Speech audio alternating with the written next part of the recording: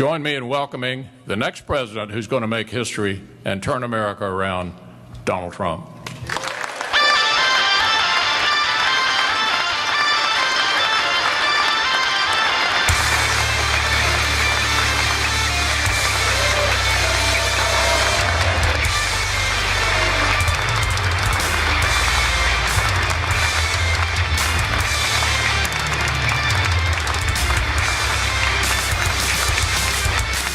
Thank you very much, Mitch. So nice. Thank you. Thank you very much. Thank you. Thank you. So nice. Nice to win. Do we agree? It's been a while.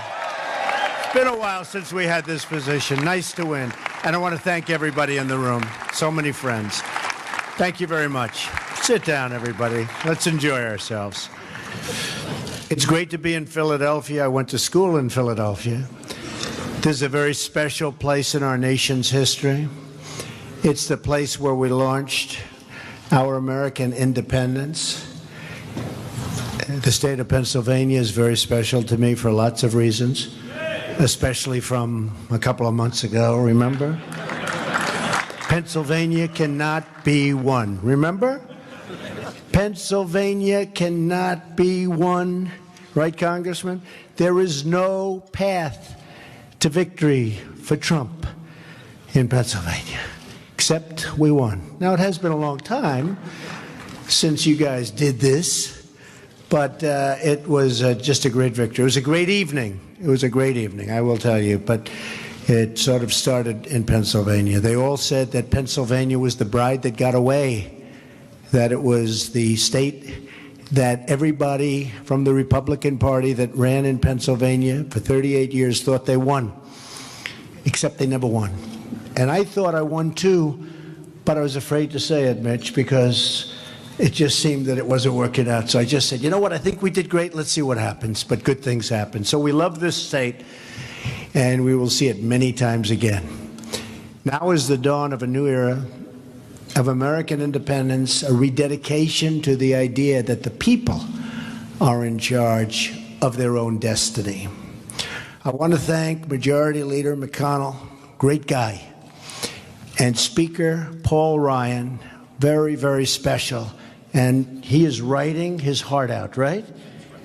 And we're actually going to sign the stuff that you're writing. You're not wasting your time. He would write it, he'd send it up, and nothing would happen. But now it's going to happen. For their leadership and for inviting me here today, thank you very much. And thank you, Leader McCarthy, Senator Cornyn, Congressman Scalise, Congresswoman Kathy McMorris Rogers, and Congressman Messer for your leadership as well. It's been terrific. This Congress is going to be the busiest Congress we've had in decades, maybe ever. Maybe ever. Think of that. And think of everything we can achieve. And remember who we must achieve it for. We're here now because tens of millions of Americans have placed their hopes in us to transfer power from Washington, D.C. and give it back to the people. So important. Now we have to deliver. Enough all talk, no action. We have to deliver. This is our chance to achieve great and lasting change for our beloved nation. Since taking office, I have taken major contractual steps to restore the rule of law and to return power to everyday Americans.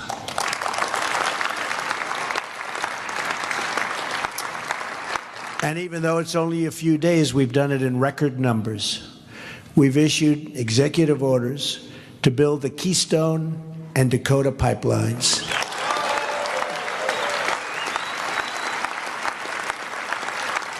And issued a new requirement for American pipelines to be made with American steel and fabricated in the United States. And I was sitting at my desk, and I'm getting ready to sign Keystone and Dakota. I say, where's the pipe coming from? And I won't tell you where, but you wouldn't be happy. I say, why is it we build pipelines and we're not using pipe that's made in our country? I say, let's put that little clause in, like it's a one-sentence clause, but that clause is going to attract a lot of people, and we're going to make that pipe right here in America, okay?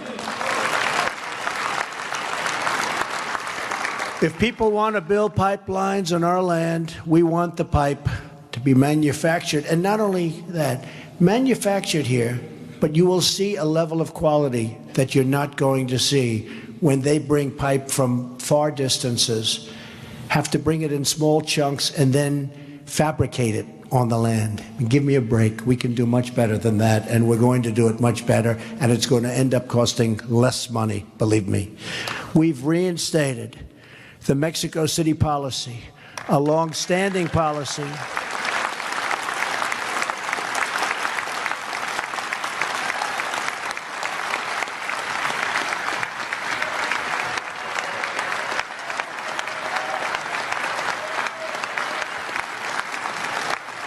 Isn't that nice? And by the way, on Friday, a lot of people are going to be showing up to Washington, right, Mike? A lot of people. You know, the press never gives them the credit that they deserve. They'll have 300, 400, 500, 600,000 people. You won't even read about it.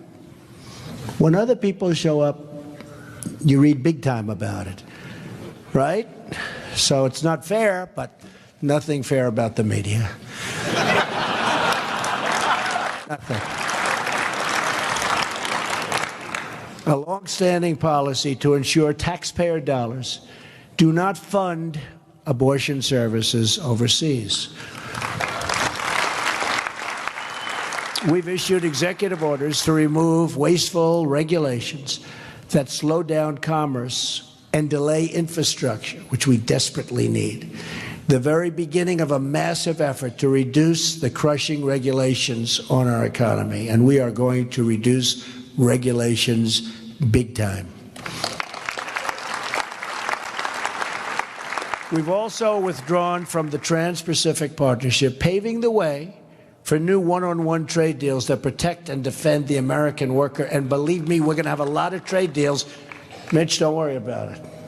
Just give me a little time. But there'll be one-on-one. There won't be a whole big mash pot. There'll be one-on-one deals. And if that particular country doesn't treat us fairly, we send them a 30-day termination, notice of termination. And then they'll come and say, please don't do that, and we'll negotiate a better deal during that 30-day period. The other way, you can't get out of it. It's like quicksand. Plus, we're going to have very, very strong controls over monetary manipulation and devaluation, which they didn't have in TPP. So this is going to be so much better, and we're already on it. I would like to have my Commerce Secretary, Wilbur, approved, because I hear he did fantastically well, but they're not quick with the pen on signing these people, because we'd like to have him approved as soon as possible. So I know, and Mitch says it will be done, and it will be. They could move faster on the other side, I will say that. Could move faster. I mean, I'm meeting with the Prime Minister tomorrow, as you know, Great Britain. So I'm meeting with her tomorrow. I don't have my Commerce Secretary. They want to talk trade. So I'll have to handle it myself. Which is okay. We've put in place the first steps in our immigration plan, ordering the immediate construction of the border wall, putting an end to catch and release, expediting the removal of criminal this is so important to me. From day one, I've said it, and I mean the immediate removal of criminal aliens. They're going to be gone fast. And finally, at long last, cracking down on sanctuary cities.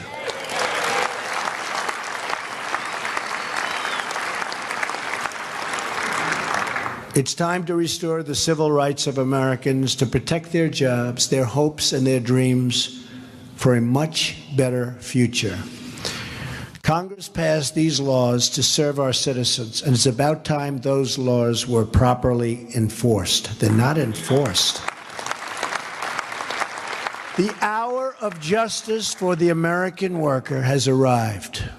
Border security is a serious national issue and problem.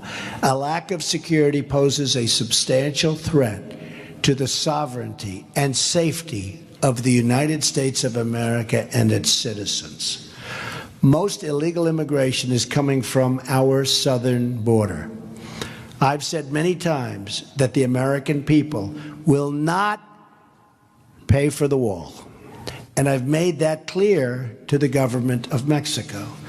NAFTA has been a terrible deal, a total disaster for the United States from its inception, costing us as much as $60 billion a year with Mexico alone in trade deficits. You say, who negotiates these deals? Not to mention millions of jobs and thousands of factories and plants closing down all over our country.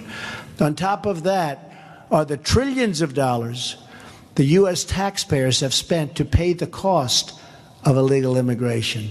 Much of it has then been sent back, and much of it goes back to other countries. And oftentimes, because they don't respect us, the other countries will not accept the criminals that we send back to them that are illegally in our country. I promise you they will start accepting them again, quickly. We're not going to have them any longer. I will not allow the taxpayers or the citizens of the United States to pay the cost of this defective transaction, NAFTA, one that should have been renegotiated many years ago, except that the politicians were too preoccupied to do so. Now, these people are not in that category. You understand that. This is a different group.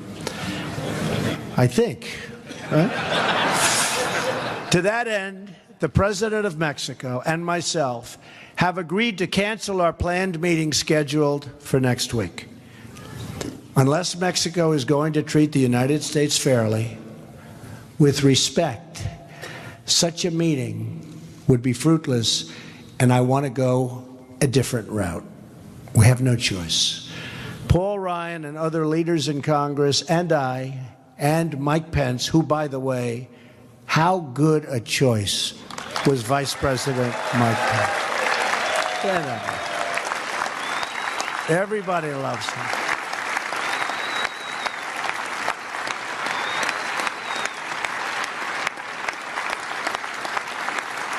In fact, anytime I got myself into a jam early, I haven't been doing this stuff too long, right? But anytime I got myself into a jam, oftentimes they'd say on television, yeah, but look, he picked Mike Pence. So he's got to have something going, right? So Mike really helped me a lot. Well, we're working on a tax reform bill that will reduce our trade deficits, increase American exports, and will generate revenue from Mexico that will pay for the wall if we decide to go that route. It is time that the American people had a president fighting as hard for its citizens as other countries do for theirs. And that's exactly what I am going to do for you. Believe me. Thank you. Thank you. It's time that somebody fought for our country and didn't let anyone take advantage of us anymore. The world has taken advantage of us for many years. Not going to happen anymore. We will have an ambitious legislative agenda as well. Our legislative work starts with repealing and replacing Obamacare and saving families from the catastrophic rise in premiums and debilitating loss of choice and just about everything else. And remember this for this room in particular. Obamacare is a disaster. The Democrats are up and they're saying, oh, they're putting up signs like it's wonderful. It's a disaster. I actually talked with Paul and the group about just doing nothing for 2 years And the Dems would come begging to do something, because 17 is going to be catastrophic price increases. Your deductibles are through the roof. You can't use it. You can't use it. And they would come to us, except we have one problem. We have to take care of the American people immediately. So we can't wait. But every time they tell you about Obamacare, we're taking them out of a big jam. Big jam.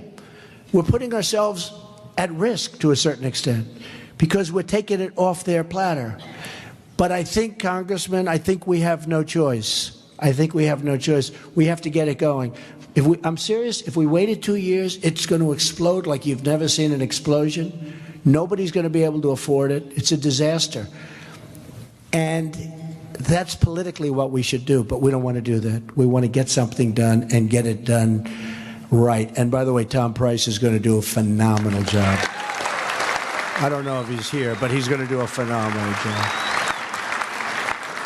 On my first day in office, I signed an executive order to roll back the burdens of Obamacare and pave the way for real reform, like health savings accounts that empower individuals to choose the customized plan that is truly right for them and have so many choices. Tom Price will soon be leading Health and Human Services. He is a true advocate for patients. He's going to do a phenomenal job. We have no doubt about that. He joins an all-star roster that includes many of your colleagues, Ryan Zinke, Mick Mulvaney. These guys have had a pretty tough time in Congress, too, but they, in the Senate, but actually came out very well. Mike Pompeo. Is Mike here? Mike? Mike Pompeo, phenomenal guy. And Jeff Sessions. Jeff is a fine person. Jeff was one of my earliest endorsers and never endorsed a presidential candidate before, and he was one of my earliest endorsers, respected by everybody, and did unbelievably in front of committee. Unbelievable. In addition to fixing our health care, we're going to pursue new trade deals that create higher wages and more opportunities for American workers, bringing back those magnificent words, made in the USA. We used to have that. We don't have it anymore. It's going to be America first again. We will create millions of new, good-paying jobs by removing the economic burdens that cripple our ability to compete. At the center of that agenda is bold tax reform that massively lowers taxes for our middle class and for all American businesses. We will also pursue financial reform that will help striving Americans get the credit they need to realize their dreams. Republicans have always been the party of American industry and the American worker. We must embrace that heritage, rebuilding this country with American goods and American labor. And we've started, believe me, over the last couple of months. I don't know, I'd like to say I did about as much as anybody or more in terms of getting industry to start coming back to our country before I took office. But we have a lot of great news with Ford and General Motors and Fiat Chrysler and so many others. We have a lot of great news. Lockheed is adding a lot of different people, a lot of additional people, Boeing. We have a lot of positive things happening, and it's really going to start bursting out. You're going to be seeing it very soon. We want to get our people off of welfare and back to work. So important. It's out of control. It's out of control. And we believe that the world's best country ought to have the world's best infrastructure. It's what our people deserve, and it's what we will ensure they get. Our infrastructure is in serious trouble. We will build new roads and highways and tunnels and airports and railways across the nation. We will fix our existing product before we build anything brand new, however. We have to fix what we have. It's a mess. So we're going to fix it first. The thing I do best in life is build. We will fix it first because we have a lot of things that are in bad shape. And we will rebuild our military and take care of our great veterans.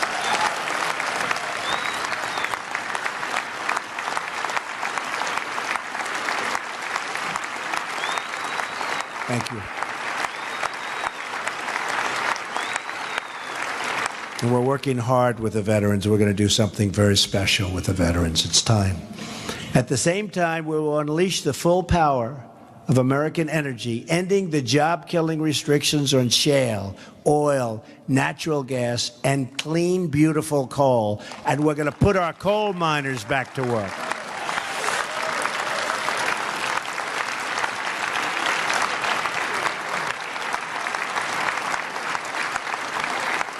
Thank you. And we will protect our farmers, our ranchers, our hunters, our anglers, and all who enjoy the outdoors. But to be a rich country, we must also be a safe country. Right now, too many families don't feel secure. Just look at the 30 largest cities. In the last year alone, the murder rate has increased by an estimated 14%. Here in Philadelphia, the murder rate has been steady, just terribly increasing. And then you look at Chicago. What's going on in Chicago? I said the other day, what the hell is going on? Democrats. A lot of truth to it. That is why we will continue to stand with the incredible men and women of law enforcement.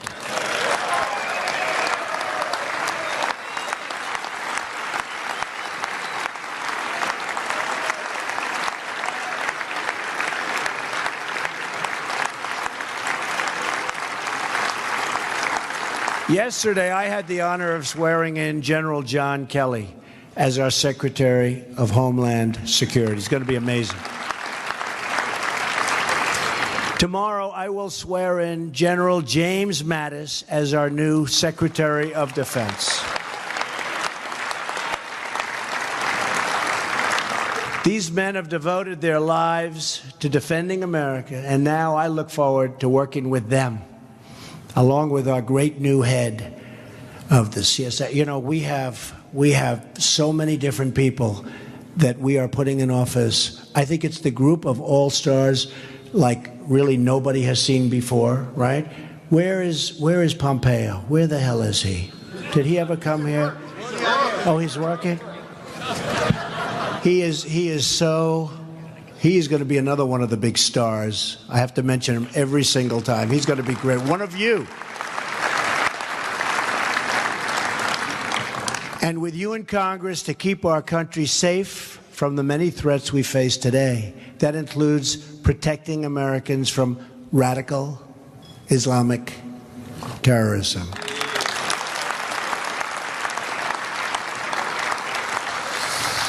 We also need to keep the ballot box safe from illegal voting. And believe me, you take a look at what's registering, folks. They like to say, oh, Trump, Trump, Trump. Take a look at what's registering. We are going to protect the integrity of the ballot box, and we are going to defend the votes of the American citizens, so important.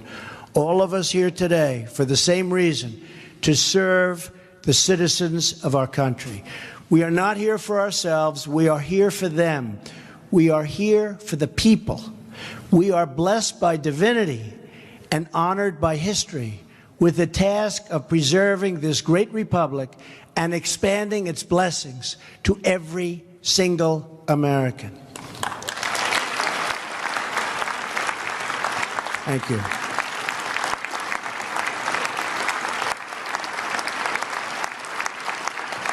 Thank you. All of us are joined in this effort. All of us are bound by duty and bound by God to give our full devotion to this country and its people. That obligation forms the moral foundation of our agenda. That agenda includes a lean, efficient government, appointing Supreme Court justices, so important, who will uphold and defend our Constitution, reducing taxation and regulation, fair trade that creates a level playing field as opposed to what we have right now, and fostering respect for our country and its flag. We are now only at the beginning of this incredible journey together. I am honored to be your partner in this amazing quest. I am privileged to stand with you, shoulder to shoulder, as we work every single day to make America great again. Thank you, God bless you, and God bless America. It's a great honor to be here. Thank you very much. Thank you.